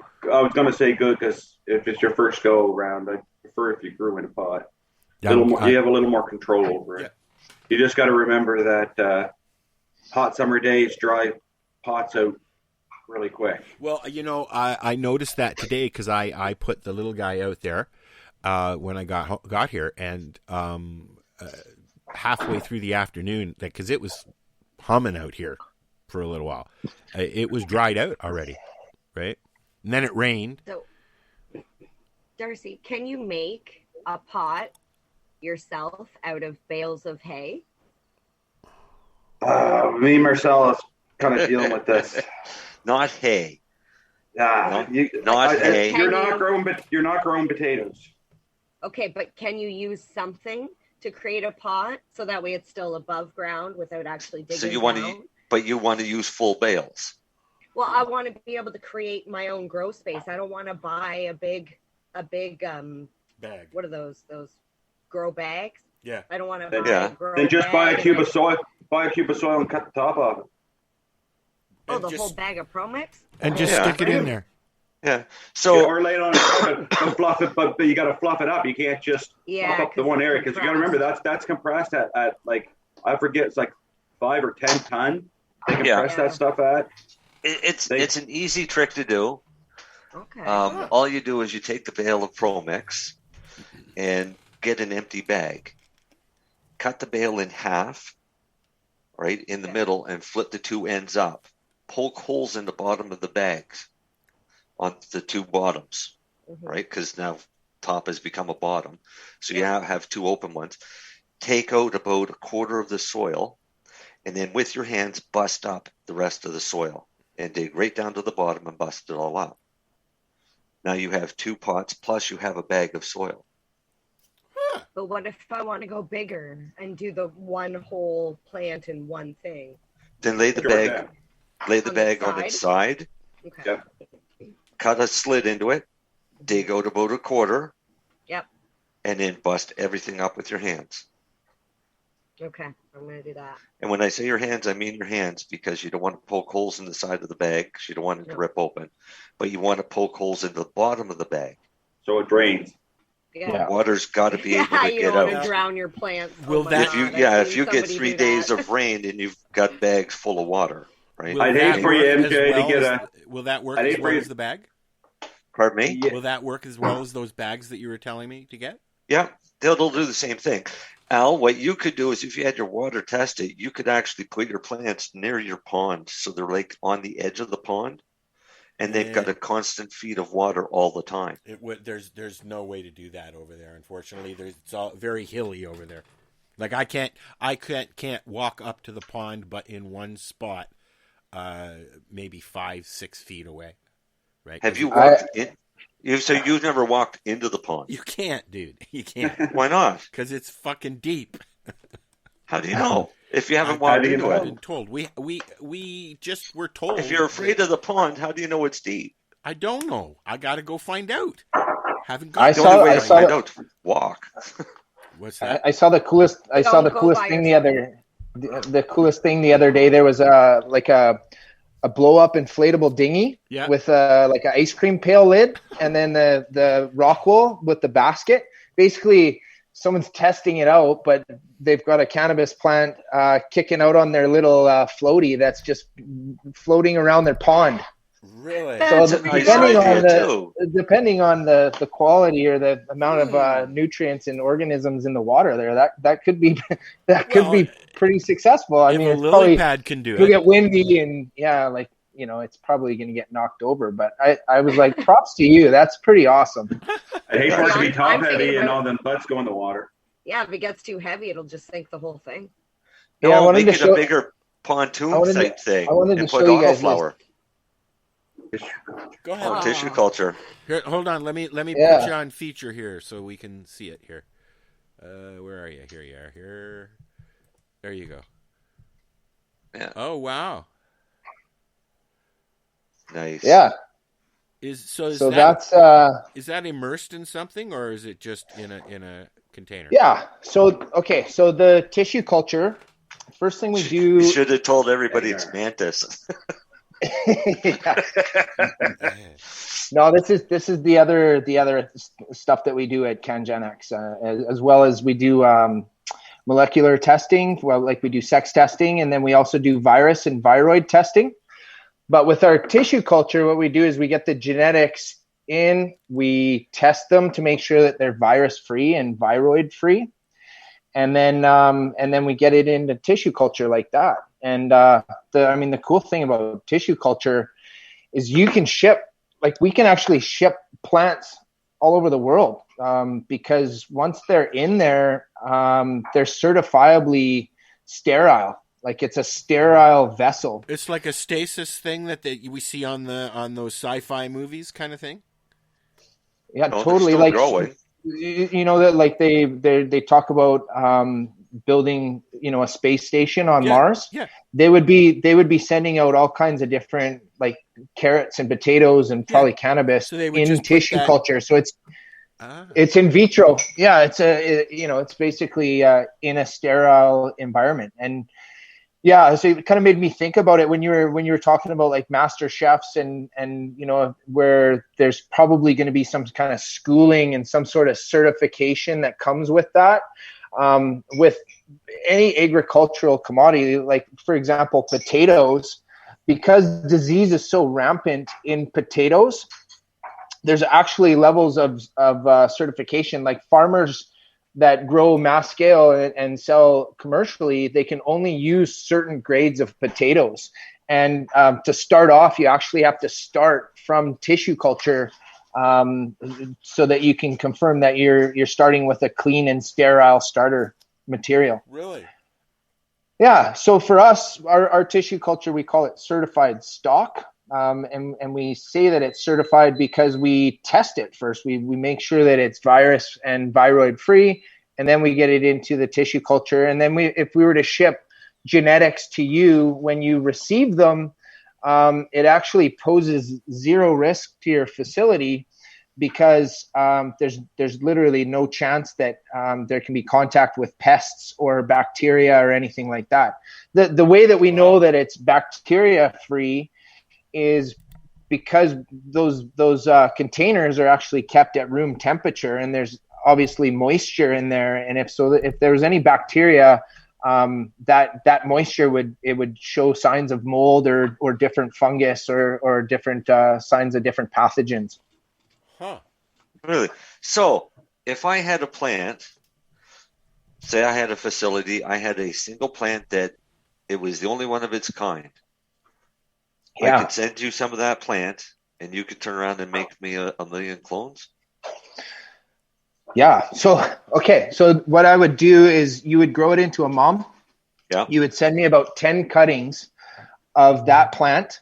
Yeah. I would then root it and establish it. I'd put it through like a quarantine just in case it had anything that came with it, which is really common. And then once we got it cleaned up, we would then virus and viroid test it. And if it was clean, then we'd move to get it into tissue culture. Once it's in tissue culture, about every 30 days, it gets too big for its container. And that one plant we can turn into 4. Okay. So if you think about how rapidly that multiplies, right? 4, and then each of those 4 by 4, and boom, boom, boom, boom, you can scale up really quite large. The other huge benefit to it is we can fit like 2,000 plants in a 10 by 10 room. Yeah. Like, it's crazy, right? So here's the thing, Marcel. Imagine this. You want to propagate that plant on a mass scale at Churro Cannabis, okay? Well, what do you need to do? You got to grow a bunch of mother plants, and those mother plants take up an exorbitant amount of room. They're also very susceptible to disease pressures and pest pressures and things like that because they tend to get old. And the older that they get, they start to have start to have a bit of genetic drift to them. So the thing with tissue culture is because how we're propagating and it's so small, you actually have the exact genetic replicate every time you propagate or multiply that plant. Right. So what I'm getting at is we're actually talking about in the future, instead of you having mother plants, you would actually buy 100 plants in tissue culture form. You grow them up for about 60 days till they become teenagers. You then propagate off them. So you take 20 cuts, and so that 100 plants within 60 days turns into 2,000 plants. And you don't need to have mother plants at all. So if you think about the amount of space savings, it's huge. You're constantly getting verified, certified stock that you know is virus, viroid free and pest free. So it's a lot easier to keep your facility sterile. And that to me, that's really where, I mean, one of the plans that we see that the future of cannabis could head for people that decide to jump on board. Well, mother rooms take up a lot of space. Sure. That's space that can be used for flowering. Well, yeah. So how many plants can you flower off one light? And how many mothers can you fit under one light? How effective is that? If you do the cost breakdown on a mother plant, they're not cheap. It's like, I wish I had that. They require a lot of nutrient too. Well, you're still feeding them. They still have to have light. They still need water.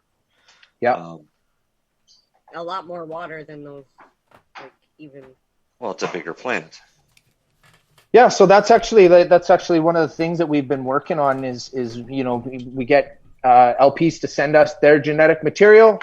We work to get it virus tested and make sure that it's clean. Then we get it into tissue culture, and then we sell it back to them, just like I was explaining, and then they propagate off that.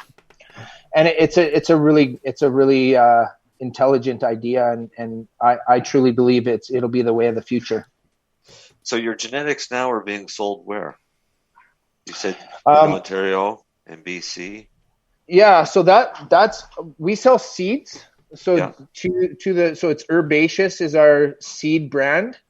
We sell to BC, Alberta, Saskatchewan, and Ontario. Just finally got into Ontario.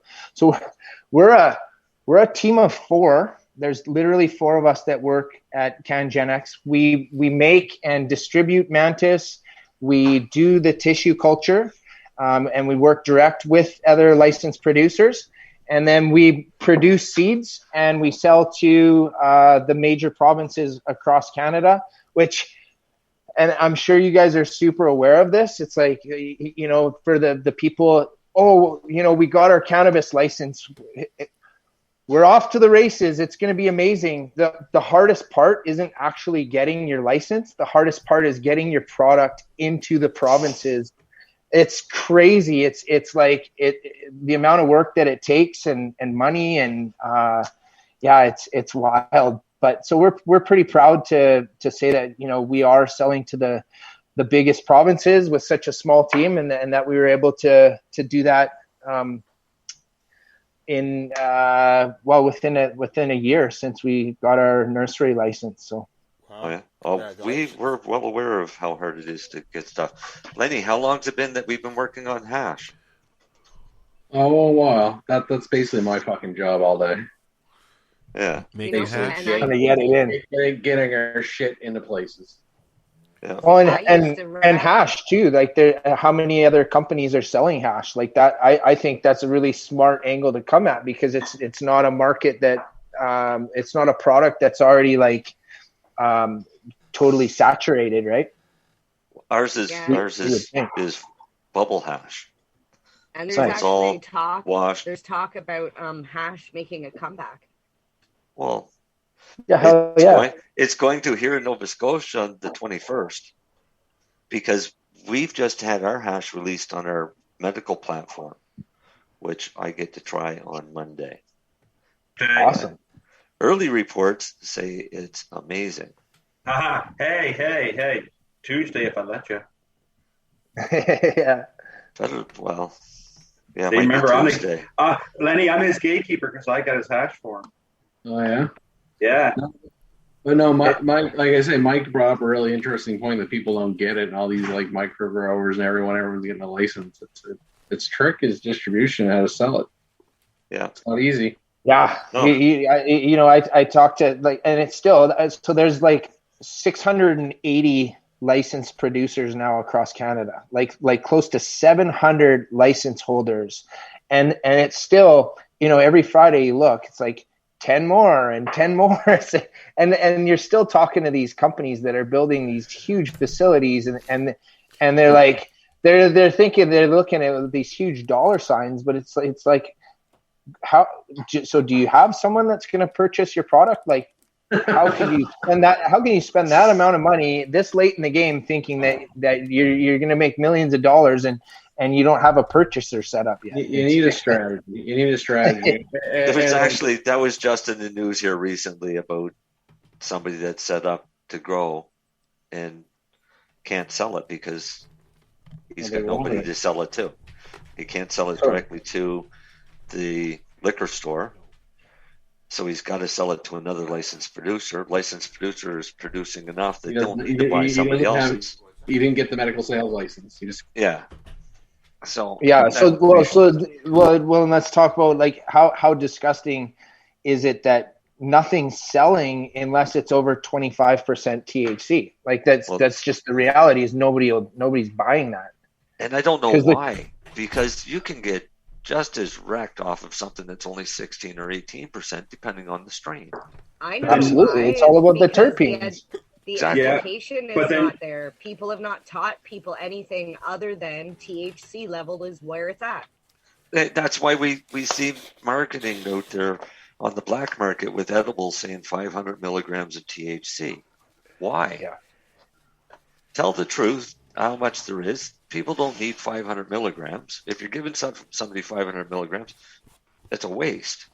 Them $100 ounces, Marcel, that are selling like hotcakes from them online dispensaries and local. I said that the $100 ounces that are selling. Yeah. None of them would likely reach 21%. There's a lot of that going on down here or over here, and they're selling like hotcakes, right? So people, because it's not the fact price that people point don't is care. there. Yep. It's the price point, yeah. And those people still get high off of it. So. Right, but you still have the connoisseur people that they want the high THC, or they've been taught that the high THC is better.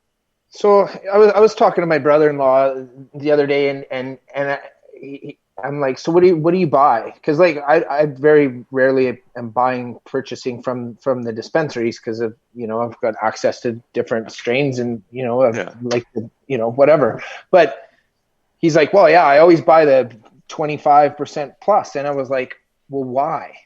And he goes, the reason why is because if the company was able to achieve that high of THC, then they've spent the time selecting the genetics, and they have the environmental controls and the grow controls so dialed in that they were able to achieve that type of output. That makes me trust that it's a good product to purchase. I was like, that's a pretty damn good answer. I don't think that the general population is that educated or that they're looking at it from that angle. I think that the dispensaries are the bud tenders are not as knowledgeable as they need to be, or that maybe they're basically like when people go into the store, they're like, what's good? And they're like, well, this one sells. Right? This is the one, it's the highest THC. That's the hottest thing that's selling and whatever. It's easy sell for them, as opposed to they should be going like, well, what are you buying this for? Right? Right. Is it like just to get as head rocked as possible, or do you have a sore back? They're not allowed to, though. They're not allowed to have those conversations. So legally, you're allowed to explain the product. However, you're not allowed to make claim to any sort of thing that it medical could shit help with. Right. Fair. So this is where the problem is. It's the legalities of it all, because and the misinformation. Like I was saying, they're teaching people that indica puts you in the couch. I think retail people need to do a better job of educating themselves on the terpenes, but the products that they're selling, and to explain to the person that it's not just about THC and CBD. It's about the entourage effect from everything. And let them choose, and tell them, keep a diary. That's an argument that's been going on for a long time, Mary Jane. So we're in indica, sativa and indica, and sativa was always called the daytime medicine. It was the energetic one. Indica was the one that Coach locked you, put you to sleep. That was because indica predominantly had a lot more CBG in it as well as CBD than sativas did. And it's really more the terpenes and everything else. But the problem is now they've interbred so much that it doesn't really matter. Mm. Yeah, they're all hybrids. Yeah, pretty much everything is hybrid now. You may still find some landrace strains out there, but those are going to be predominantly in the we'll call them the gray market. A lot of the medical community still has a lot of landrace genetics. Well, they just need to stop with the effects with the indica sativa and talk more about the fact that it's the appearance. It's the subspecies of cannabis. It's tall versus short, but bushy and skinny. But what's the difference between, like, why bother writing sativa or indica on edibles? It should put the strain on it. Personally, if you're going to make an edible, I want to know what strain it is. Is it Pink Kush? Oh, most of them don't know because they've just bought distillate. Yeah, but they'll put sativa or they'll put. Better. Well, they don't. I mean, call it what it is. it's distillate. It's just THC. All right. So they can't call it a sativa or an indica. But when it's ingested, it doesn't matter because they don't affect it any different. When it's not pure, it doesn't matter. Yeah. This is purely my opinion, but I don't know. I kind of came to this consensus a while ago, but so it's so cool. You know, there's obviously the cannabinoids in the plants, and there's cannabinoids in our body, and the cannabinoids of the plant work with the cannabinoids in our body. And one of the things that I noticed, if you look to like landrace strains, I actually noticed that the plant is a lot like the effects of the plant is a lot like the demeanor of the people in the area. And what I mean by that is, like, if you look like a traditional indica, it comes from like the Himalayan mountains in India, and they sit there and they meditate, and they're smoking their chara, and they're so chill. And then you look looks at like a great place to hang out, really. Totally, it's be the best, right? But then look to like landrace sativa. A lot of them come from areas like Africa. So even like a lot of the African strains are actually naturally high in THCV. And what's the effect of THCV? It gives you energy and it curbs your appetite. It's like, holy shit. Like, that's like exactly what the people in that area need to get by. So that's just a personal observation, and it could be Actually, out of nowhere, but it's kind of a freaky observation when you say it. Well, I think there's a lot of truth to it, right? No, that's why I think it's freaky, is because I don't think any of us ever thought about it. Yeah, it's not something you would think about. It's true. Smoke some Hindu Kush, and it's like this relaxed blanket just kind of like comes over you, you know, and you're at peace and everything is calm. But that's why I tell patients as a pharmacist, try every fucking strain. Because nobody can tell you what one's going to do. You got to fucking exactly try. Strain specific, keep the diary, keep the book. Just people. When people ask me what kind of cannabis should I use, yes, cannabis. I like that. It doesn't matter what kind. Just use cannabis. If you like it, keep fucking using it. If you don't like it, try something else. Remember we had Haley. Sorry, I was just going to say diesel. Yeah. Gas, I cannot. But I know that through experience, right? I wouldn't have known that if I didn't keep a book. Mm-hmm. Yeah. But it's kind of like, remember we had Haley on and Cheryl, and they were talking about they found the best treatment for Haley was to take her to the dispensary and let her smell the different kinds. And basically her brain told her which was the strain that was going to help her the most. See, that has to do with the terpenes in the cannabis. They say the nose knows. And Marcel, what was her ailment? Epilepsy, very severe epilepsy. Yeah, we're talking about Haley Rose, who from Vancouver. In Vancouver, and I think she's actually from Summerland. Is she? But yeah. Cheryl comes on the show every now and then with Haley. We've had Haley actually on the show, which was really, really cool because sometimes she's on and sometimes she's not, you know. She was on, but that's when they were talking about, they figured out to take her to the dispensary and let her smell the different strains to find out what was going to work best for her. And, you know, that was a few years ago, Marcel, and now we know from studies that the odor also has a lot to do with it. The terpenes in that, right? Yeah. Well, I always explain to people, like, terpenes are pretty simple. If you smell it, if you smell something citrusy, what is your natural reaction? It's yummy. Like, what do you feel? Lemon. It's lemon is like refreshing. But your mouth starts to water. It's happy. Your mouth starts to water. Yeah, lavender. I gotta do this though. I learned this today, and I didn't believe it till I tried it. So you guys gotta try this. It's kind of cool. You can't swallow more than 3 times. Oh, here we go. All right. So while your mouth has saliva right now, swallow. All right. I don't Everybody have swallowed. any saliva. Oh, I almost just gagged. That's crazy. But now swallow again. And then swallow again. And see if you can actually swallow the fourth time. Right? Oh. And it's because your body automatically shuts down to protect itself. That's so gross. kind of I was cool, like, though. I can do it. No, Yeah. can't do it. No, you can't do it. You heard that on the radio So this morning, weird. actually. Yeah, I was listening to that on the radio, and I didn't believe it until I tried it, and it was fucking true. So now I've been telling everybody else, go ahead, try it. See, you just can't do it. But back to your question there, Anthony, that's why some cannabis that is grown in them high altitude Himalayan regions for outdoor is super strong.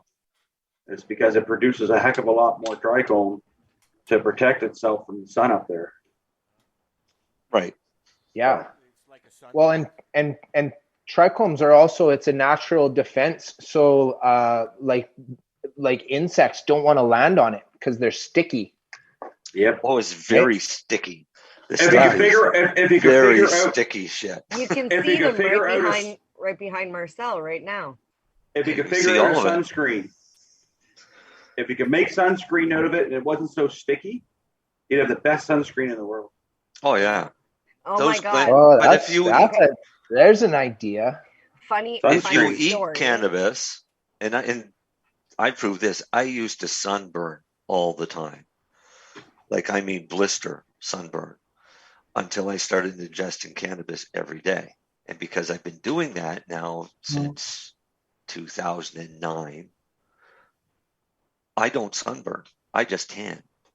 There's no more burning at all. So I think I'm getting my own sunscreen through my skin. Yeah, you're from like eating so much trichomes. Yeah. But in my picture, those little round globular heads, that's the only part of the cannabis you want. Say that again. Globular. Globular. Globular. Globular heads. So, But are there, funny story. Oh, go ahead. No, I was going to say, Marcel, what There's trichomes then? There's different types of globular heads, and I'll show you. Yeah, there's bubbless senseless. Say that 3 times, Marcel. Globular heads. It's hard to say it at one time. But that's with that mantis, because I just took these pictures tonight. That's why I'm saying it's ready to harvest now. For Marcel. Speaking of mantis, I don't like amber, so Mike. So that is that an uplifting high there, Marcel? That will be a very uplifting head high. I'm pretty high. That's Sun God strain, which is, and I forget what's in it, what the cross is. That's where I thought the feeling came from, was the color of the trichomes. No. Well, yes and no. If you get a lot of amber, and I don't like amber because amber is basically CPN. That's when it's degrading. And that makes you sleepy, right? Yeah. I don't have a problem sleeping. I can fall asleep at any moment. That isn't a problem for me. What I need is keep me awake. So I tend to look for the sativas, or you want to know I'll harvest CBN? Yeah. In 1975, they did a study with CBN. CBN doesn't make you sleepy unless you have CBN with THC. Oh, really? Yeah, but I don't want THC distillate the same as I don't want CBN. No, but just an interesting fact is I think some people are trying to put CBN and create their own special, just pure CBNs. Yeah. But actually, the study shows THC doesn't work as well by itself. CBN doesn't work as well by itself. When you put them together, it makes you sleepy. Well, THC helps. It's basically a gateway. It's like a conductor. It's just like if you take straight CBD, it's not going to be as effective getting into your body unless you pair that with a little bit of THC. That's why me, Marcel, and Lenny preach whole plant CBD oil over distillates or isolates, because you're getting a more balanced effect. For sure. You're getting all of the other cannabinoids. Think of THC and even CBD as basically being keys to unlock all of the other cannabinoids, which are really the medicinal compounds that are available. I don't like it on its own. I don't like CBD on its own. I don't like THC on its own. I find I get actually quite cranky with too much THC. Okay, but THC, most of the THC distillate that's out there isn't Delta 9, it's Delta 8. Okay. So that's the new thing that's going around. That's a whole other show. Right. Yeah, I mean, Delta 8's got a totally different effect of Delta 9, and same as hydroxy 11 or 11 hydroxy. And the same as THC-A and THC-V. But Delta 9 is the one that the plant produces naturally. And that's the one that gives you that really good high. And that's the one that converts to 11 hydroxy in the liver. So if they were coming out with Delta 9 distillate, then I might be a little more excited, because I could pair that with whole plant CBD oils and things like that, and that would still be the catalyst and key to open up those cannabinoids. Darcy, what kind of bird is that? Huh? Yeah, you can't hear it. Never mind. You told me you heard a bird the other day when we were doing the show, and you told me what bird it was. Oh yeah, no, I can't hear him. Oh, I could hear I could hear it in my headset. I thought you guys could hear it. See, Ontario, but in Ontario, you guys got a lot of birds up there that we won't even get down here. It's very loud. It's a little tiny thing, and it's really loud. It looks it's about might be a song sparrow. That's but do you guys have magpies up there, Al? Isn't that just a crow? Here, it's a crow with white. Let me turn this up. See if you guys can hear it. That's one of your pond thrushes. Is it? Yeah. Cool. Magpies are basically crows with white on them. They're super mischievous. They're kind of like blue jays, but the white and black. We've got them out here in BC. Yeah, they're in BC. They're in Alberta. I just wondered if they're in Ontario. We don't have them in Nova Scotia. Thank God. Robin says not in Ontario. They're in Alberta. Yeah. Well, I know it. I've seen them. I know our woodpeckers in the area like my barbecue. Do you know what we should do, though? We should give Mike a chance to do his spiel. Yep. Some And plugs. It was a good spiel. Plug. His plugs. Yeah, well, first off, thanks for having me on. I have to say, you guys are super inviting. You know, it's I feel like I'm hanging out, Friday night having a puff and a drink with a bunch of friends. So props to that and good job with that. Back to Mantis, everybody, it works. It works really well if you want to make your grow simpler and you want to still get incredible results. Give it a go. Look into it. What we say is true. It's a lot of people are like, I don't know if I can believe you. It sounds too good to be true. It's true. It really is. Give us a Google. Check out the reviews. If you're on Instagram, go check out @CanGenX. It shows, I showed that photo of our tissue culture. There's a lot of really cool. We've been posting 5 days a week for close to 3 years now. So there's a ton of material about the cannabis technology that we do there.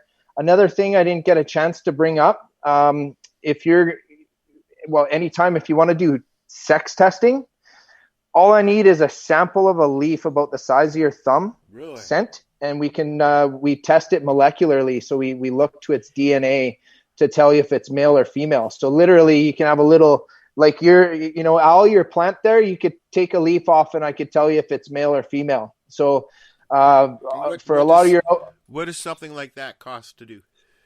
Yeah, it's $25. You know what? I'm $25.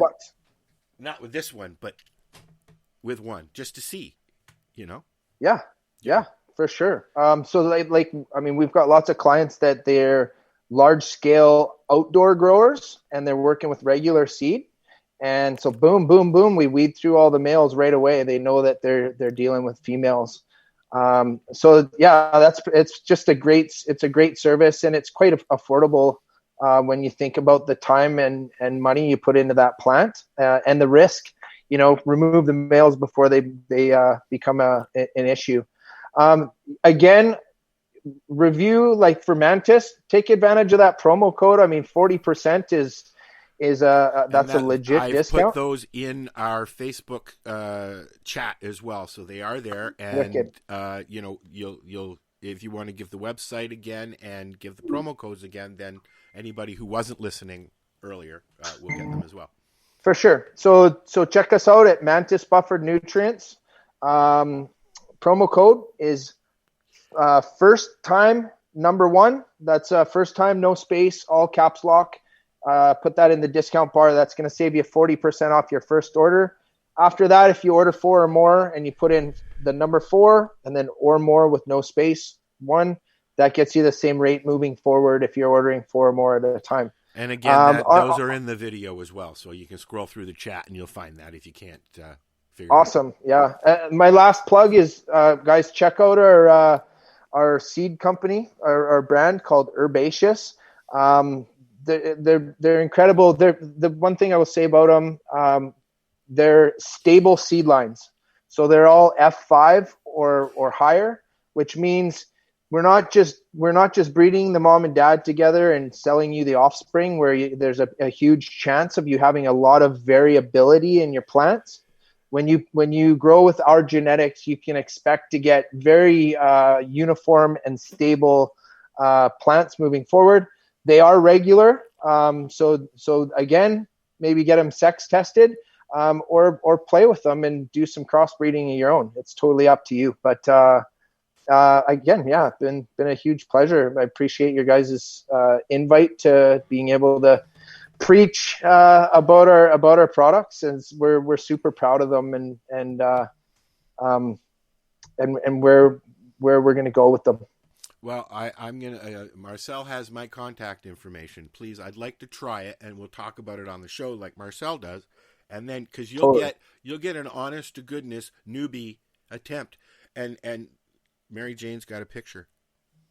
This is from their seeds, from their seed webs, their genetics. Wow! Look at the frost on that, like and the purple too, eh?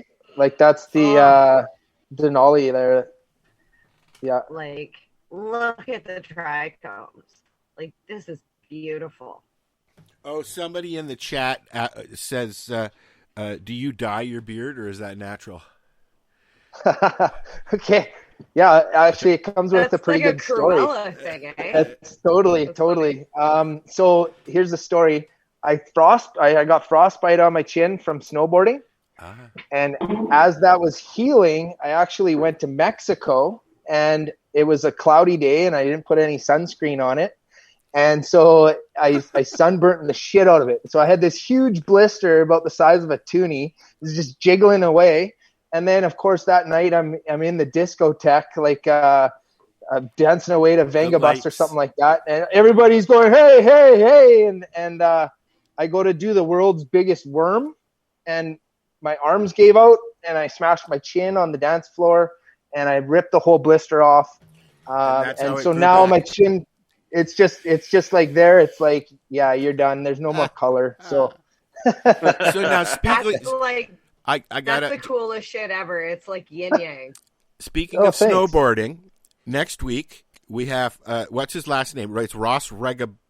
Right. Yes, so Ross will be on. He's looking forward to coming and chatting with us next week. So I'm looking forward to that. We've been waiting to get him on the show. And hey, we're gonna make you say his name. Yeah, I'm sure you will. And if Ross is listening, I still haven't got my bong. Well, you can ask him next week. He'll be here. All right. Waiting since 2018. Mike, it's been a pleasure. Like I said, I'd love to try this shit. And you're welcome to come back and hang out anytime you want, man. Yeah, pleasure. All my people were guests, including Marcel, that never left. Oh, nice. Yeah, cool. Cool. Yeah. Yeah, I mean, I'd be honored to pop in and out every once in a while. You're more than welcome. That's what we do. Obviously, like I'll shoot you an email later and we'll set something up. For sure. Yeah. You guys got anything else you want to throw out there before we say goodnight? No? Okay. This is the 420 Radio Show. We're here Fridays, 7 p.m. Eastern Standard Time, 8 p.m. out there in the Eastern Coast, out there in Nova Scotia, hey? And I just offended all of Nova Scotia, I know. You Ontarians. Yeah, we're Ontarians. Mary Jane and I are Ontarians. I think they're better than everybody What else. did you say, Lenny? Oh my God, that's true. I went for a walk we think the other day. we're the ones with the Atlantic bubble. Who's the snob? Yeah, I know it. All right, guys, we're going to say goodnight. Check us out next Friday. Again, Ross will be here with us, and let's call this shiznit done. Now, let me do the thing here. Play the song. Say goodnight. Good night. Okay. Have a great weekend. Got to play the song. So what are you doing? Thanks. Nothing? Why not? Trying to get on this lifestyle radio website. Sounds like a cool website. Yeah, it's alright. Oh, wait, I might have it. You might have it. You're listening to Lifestyle Radio. The opinions expressed during this show are those of the individual participants and do not necessarily reflect the opinions of their associated organizations or Lifestyle Radio. Recording stopped. Mike, real quick. What was